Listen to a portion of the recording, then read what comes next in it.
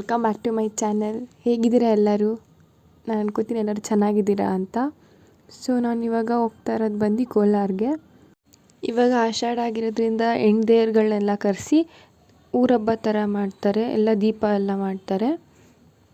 ನಾನು ಕೋಲಾರ್ಗೆ ಹೋಗಿದ್ದು ಬಂದು ಸ್ಯಾಟರ್ಡೆ ಈವ್ನಿಂಗ್, ಊರಹಬ್ಬ ಇದ್ದಿದ್ದು ಬಂದು ಸಂಡೇ ಮಾರ್ನಿಂಗ್ ಇತ್ತು. ನಾನು ಕೋಲಾರ್ಗೆ ರೀಚ್ ಆಗೋಷ್ಟೊತ್ತಿಗೆ 6:30 ಆಗಿತ್ತು. ನಾನೊಂದು ಸ್ವಲ್ಪ ಹೊತ್ತು ರೆಸ್ಟ್ ಮಾಡಿದೆ. ಅದಾದಮೇಲೆ ಅಡುಗೆ ಮನೆಯಲ್ಲಿ ಚಿಕ್ಕಮ್ಮ ತಂಬಿಟ್ಟು ಮಾಡ್ತಾಯಿದ್ರು. ನಾನು ಈ ಊರಹಬ್ಬಕ್ಕೆ ಹೋಗಿದ್ದು ಸೆಕೆಂಡ್ ಟೈಮ್. ಲಾಸ್ಟ್ ಇಯರು ಕೂಡ ಬಂದಿದ್ದೆ, ಬಟ್ ಆ ವೀಡಿಯೋಸ್ ಇನ್ನೊಂದು ಫೋನಲ್ಲಿ ಇತ್ತು, ಅಪ್ಲೋಡ್ ಮಾಡೋಕ್ಕೆ ಆಗಿಲ್ಲ ನನ್ನ ಕೈಲಿ. ಅದಕ್ಕೆ ಈ ವರ್ಷವೂ ಹೋದೆ. ಚಿಕ್ಕಮ್ಮ ತಂಬಿಟ್ಟನ್ನೆಲ್ಲ ಉಂಡೆ ಮಾಡಿ ಹಾಕ್ತಾಯಿದ್ರು. ನಾನು ತಟ್ತಾ ಇದ್ದೆ ತಂಬಿಟ್ಟನ್ನ. ಒಂದು ಕಡೆ ನಾವು ತಂಬಿಟ್ಟು ಮಾಡ್ತಾಯಿದ್ರಿ, ಇನ್ನೊಂದು ಕಡೆ ನಮ್ಮ ಅಕ್ಕ ನನ್ನ ತಂಗಿರೆಲ್ಲ ಸೇರ್ಕೊಂಡು ಹೂವು ಕಟ್ತಾಯಿದ್ರು. ನನಗೆ ಎಕ್ಸಾಮ್ಸ್ ಬೇರೆ ಇತ್ತು. ಮಿಡಲಲ್ಲಿ 5 days ಹಾಲಿಡೇ ಇತ್ತು ಅಂತ ನಾನು ಕೋಲಾರ್ಗೆ ಹೋದೆ, ಊರಹಬ್ಬ ಇತ್ತು ಅಂತ. ಇವಾಗ ತಂಬಿಟ್ಟೆಲ್ಲ ಮಾಡಿ ಆಯಿತು. ಆಚೆ ಕಡೆ ಲೈಟಿಂಗ್ಸ್ ಎಲ್ಲ ಚೆನ್ನಾಗಿ ಮಾಡಿದರು. ಆಂಟಿ ಆಚೆ ಕಡೆ ಎಲ್ಲ ತೊಳೆದು ರಂಗೋಲೆಲ್ಲ ಹಾಕ್ತಾಯಿದ್ರು, ದೇವ್ರು ಬರ್ತಾಯಿತ್ತು ಅಂತ.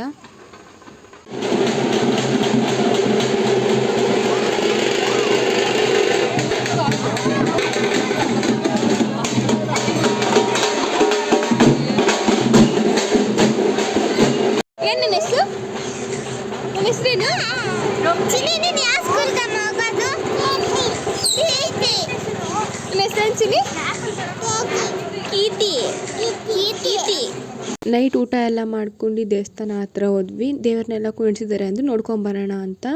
ಇಲ್ಲಿ ಟೋಟಲ್ ಆಗಿ ಬಂದಿದ್ದು 6 ದೇವರು. ಇಲ್ಲಿ ಇವಾಗ 5 ದೇವರಿದೆ. ಇನ್ನೂ ಒಂದು ದೇವ್ರು ಮಹೇಶ್ವರಮ್ಮ ಅಂತ, ಆ ದೇವರು ಮೆರವಣಿಗೆಗೆ ಹೋಗಿತ್ತು. ಇಲ್ಲಿಗೆ ಬಂದಿದ್ದ ದೇವ್ರು ಬಂದು ಬಂಡಿ ಮಕ್ಕಳಮ್ಮ, ತಳದ ಗಂಗಮ್ಮ, ಸಪ್ಲಮ್ಮ, ನೆಲಗಂಗಮ್ಮ, ಅಣ್ಣಮ್ಮ ಮತ್ತು ಮಹೇಶ್ವರಮ್ಮ. ಆಷಾಢದಲ್ಲಿ ಎಲ್ಲ ಶಕ್ತಿ ದೇವತೆಗಳಿಗೂ ಒಂದೇ ಸತಿ ಪೂಜೆ ಮಾಡ್ದಂಗೆ ಆಯಿತು. ಇದು ಬಂದು ನೆಕ್ಸ್ಟ್ ಡೇ ಮಾರ್ನಿಂಗ್ ಅಂದರೆ ಸಂಡೇ. ದೀಪ ಎಲ್ಲ ರೆಡಿ ಮಾಡಿದ್ವಿ, ಪೂಜೆ ಸಾಮಾನೆಲ್ಲ ರೆಡಿ ಆಗಿತ್ತು. ಬರೀ ದೇವಸ್ಥಾನಕ್ಕೆ ಹೋಗೋದೊಂದೇ ಬಾಕಿ. ಮನೆಯಲ್ಲೂ ಪೂಜೆ ಎಲ್ಲ ಆಯಿತು. ಈ ವಿಡಿಯೋಸ್ ಎಲ್ಲ ತೆಗ್ದಿರೋದು ಬಂದು ನನ್ನ ತಂಗಿ. ಹೇಗಿದೆ ವೀಡಿಯೋಸ್ ಅಂತೆಲ್ಲ ಕಮೆಂಟ್ ಮಾಡಿ, ಹೇಗೆ ತೆಗೆದಿದ್ದಾಳೆ ನನ್ನ ತಂಗಿ ಅಂತ. ಇಲ್ಲಿ ನಾವೇ ಪೂಜೆ ಎಲ್ಲ ಮಾಡ್ಕೊಬೋದು. ನಾವು ಮಾರ್ನಿಂಗೇ ಹೋಗಿದ್ವಿ, ಅಷ್ಟು ಜನ ಯಾರೂ ಇರಲಿಲ್ಲ. ಅದಕ್ಕೆ ನಾವು ಆರಾಮ್ಸೆ ಪೂಜೆ ಎಲ್ಲ ಮಾಡಿಕೊಂಡು ತಂಬಿಟಾರತಿ ಎಲ್ಲ ಮಾಡ್ಕೊಂಡು ಬಂದ್ವಿ.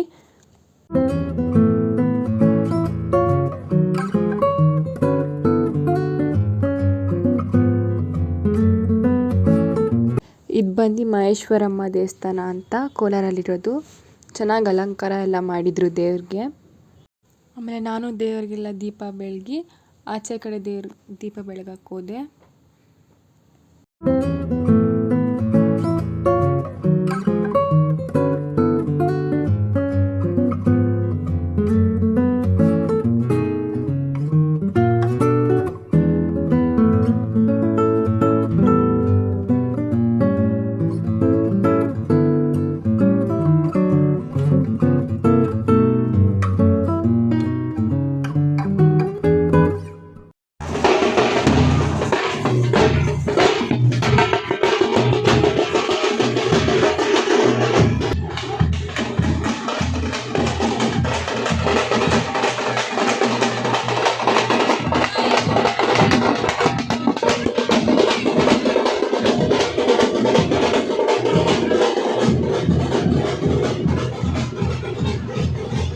ಅಲ್ಲಿ ನಾವು ಪೂಜೆ ಎಲ್ಲ ಮುಗಿಸ್ಕೊಂಡು ಬಂದಿದ್ದು ಕೋಲಾರಮ್ಮ ದೇವಸ್ಥಾನಕ್ಕೆ.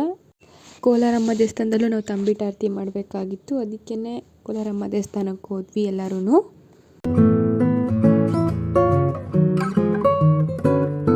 ಇದೇ ಕೋಲಾರಮ್ಮ ದೇವಸ್ಥಾನ, ಹಳೆ ಕಾಲದ ದೇವಸ್ಥಾನ ಇದು.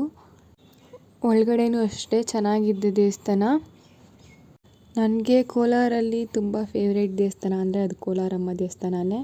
ಒಳಗಡೆ ಎಲ್ಲ ಚೆನ್ನಾಗಿದೆ ಆ್ಯಂಡ್ ಕಾಮಾಗಿದೆ, ಫುಲ್ ಗ್ರೀನರಿ ಆಗಿದೆ. ಹಳೆ ಕಾಲದ ದೇವಸ್ಥಾನ ಅಲ್ವಾ.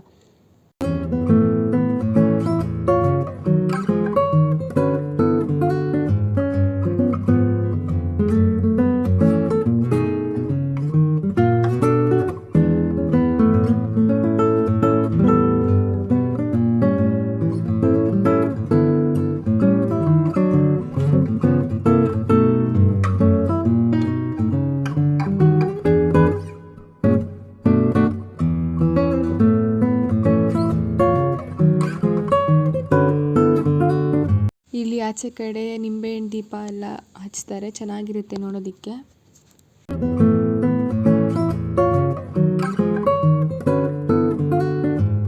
ನೀವು ಕೋಲಾರಮ್ಮ ದೇವಸ್ಥಾನಕ್ಕೆ ಹೋದರೆ ಈ ಥರ ಕಲ್ಲ ಮೇಲೆ ಏನೇನೋ ಕೆತ್ತನೆ ಮಾಡಿರ್ತಾರೆ, ಏನೇನೋ ಬರೆದಿರ್ತಾರೆ. ಇವಾಗ ಬನ್ನಿ ದೇವಸ್ಥಾನನ ಒಂದು ರೌಂಡ್ ಹಾಕ್ಕೊಂಬರೋಣ. ದೇವಸ್ಥಾನ ಸುತ್ತಲಕ್ಕೂ ಫುಲ್ ಗ್ರೀನರಿನೇ ಇದೆ, ಮಧ್ಯದಲ್ಲಿ ಮಾತ್ರ ಕಲ್ಲಿಂದ ಕಟ್ಟಿರೋ ದೇವಸ್ಥಾನ. ಚೆನ್ನಾಗಿದೆ ಒಂಥರ. ದೇವಸ್ಥಾನ ಸುತ್ತಕ್ಕೂ ಹೂವಿನ ಗಿಡ, ಗ್ರಾಸು ಎಲ್ಲ ಇದೆ. ದಾಸವಾಳ ಹೂವು, ರೋಸ್ ಹೂವು ಎಲ್ಲ ಚೆನ್ನಾಗಿ ಬೆಳೆದಿದೆ.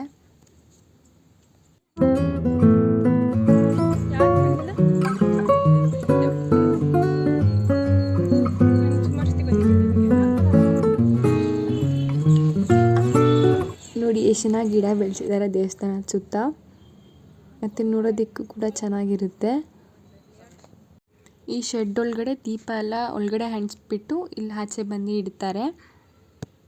ಇದು ಬಂದು ಸಂಡೇ ಈವ್ನಿಂಗ್. ಇವಾಗ ದೇವರೆಲ್ಲ ಒಂದೊಂದೇ ಹೋಗ್ತಾ ಇದೆ.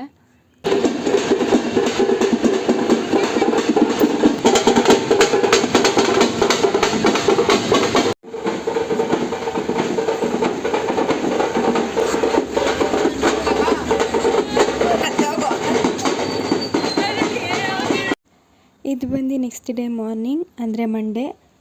ನಮ್ಮ ಕೋಲಾರ ಕೆರೆನ ಇವಾಗ ಪಾರ್ಕ್ ಥರ ಮಾಡ್ತಾಯಿದ್ದಾರೆ, ಅದಕ್ಕೇ ಒಂದು ರೌಂಡ್ ಹಾಕ್ಕೊಂಬರೋಣ, ಪಾರ್ಕ್ ಮಾಡಿದ್ದಾರೆ ಅಂತೆಲ್ಲ ಹೇಳಿದ್ರು. ಸರಿ ಆಯಿತು ನೋಡ್ಕೊಂಬರೋಣ ಅಂತ ನಾವು ಹೋದ್ವಿ. ಅರ್ಲಿ ಮಾರ್ನಿಂಗ್ ಎದ್ದು ಇದು ಬಂದು 7 o'clock ನಾವು ಹೋಗಿದ್ದು. ಫುಲ್ ಚಳಿ ಇತ್ತು. ಇದೇ ನಮ್ಮ ಕೋಲಾರ ಕೆರೆ. ನಾವು 6:55 ಹಂಗೆ ಹೋದ್ವಿ ಅಲ್ಲಿಗೆ. ಒಂದು ಸೈಡ್ ಫುಲ್ ನೀರಿದೆ, ಇನ್ನೊಂದು ಸೈಡ್ ಫುಲ್ ನೀರಿಲ್ಲ. ಅದಕ್ಕೆ ನನ್ನ ತಂಗಿ ಕಲ್ಲೆಲ್ಲ ಎಸ್ಕೊಂಡು ಆಟ ಆಡ್ತಾಯಿದ್ಲು. ಫುಲ್ ಪಾರ್ಕ್ ಥರ ಮಾಡ್ತಿದ್ದಾರೆ, ಚೆನ್ನಾಗಿ ಮಾಡ್ತಿದ್ದಾರೆ, ದೊಡ್ಡದಾಗಿದೆ. ಸೊ ಇಷ್ಟ ಆಗಿತ್ತು ನನ್ನ ಲಾಗ್. ನಿಮ್ಗೇನಾದ್ರು ಇಷ್ಟ ಆಗಿತ್ತು ಅಂದರೆ like, share, comment and subscribe ಮಾಡಿಲ್ಲ ಅಂದರೆ ಈಗ ಹೋಗಿ ಸಬ್ಸ್ಕ್ರೈಬ್ ಮಾಡ್ಕೊಳ್ಳಿ. Thank you.